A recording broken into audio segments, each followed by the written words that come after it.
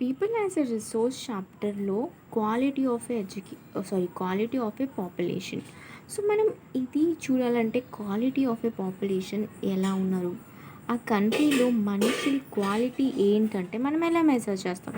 So mostly three things ఉన్నాయి. Literacy rate అంటే అక్కడ వాళ్ళు ఎంత చదువుకున్నారో, హెల్త్ వాళ్ళ హెల్త్ ఎలా ఉంది, అండ్ లైఫ్ ఎక్స్పెక్టెన్సీ అంటే వాళ్ళు ఎన్ని ఇయర్స్ దాకా బతుకుతున్నారు. ఓకే, సో ఇప్పుడు ఏంటంటే మనం ఈరోజు ఫోకస్ చేసి చదవబోయేది లిటరసీ రేట్ గురించి.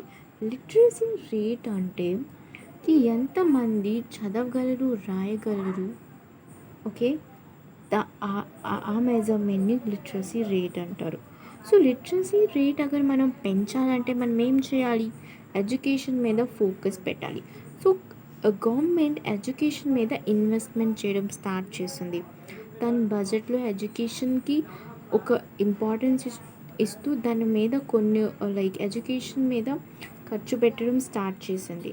అండ్ అలానే నవోదయ విద్యాలయస్ ఇంట్రడ్యూస్ చేసింది. ఎందుకంటే అందరూ చదువుకోవాలంటే మంచి ఎడ్యుకేషన్ మనందరికీ దొరకాలి. ఓకే, నవోదయ విద్యాలయస్ స్టార్ట్ చేయడం జరిగింది. అండ్ మిడ్ డే మీల్స్ మధ్యాహ్నం భోజనం ఇవ్వడం స్టార్ట్ చేశారు. మధ్యాహ్నం మీల్స్ మధ్యాహ్నం మీల్స్ కోసమైనా అట్లీస్ట్ వాళ్ళు స్కూల్కి వస్తారు, చదువుకుంటారు.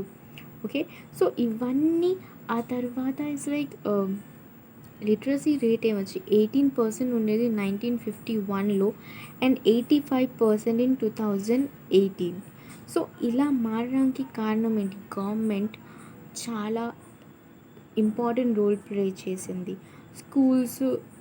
స్కూల్స్ చాలా న్యూ స్కూల్స్ కట్టారు. ప్రైమరీ స్కూల్స్, సెకండరీ స్కూల్స్ అన్నీ గవర్నమెంట్ ఇన్ఫ్యాక్ట్ కంపల్సరీ కూడా చేసింది. ఎడ్యుకేషన్ ఈజ్ ఇంపార్టెంట్, అందరూ స్కూల్స్కి వెళ్ళాలి, చదువుకోవాలి అని చాలా ప్రయత్నాలు చేసింది.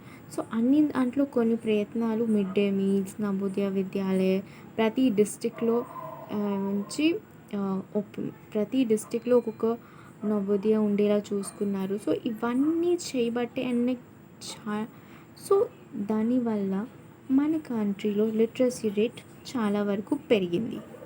సో ఐ హోప్ మీకు అర్థమై ఉంటుంది. Thank you so much.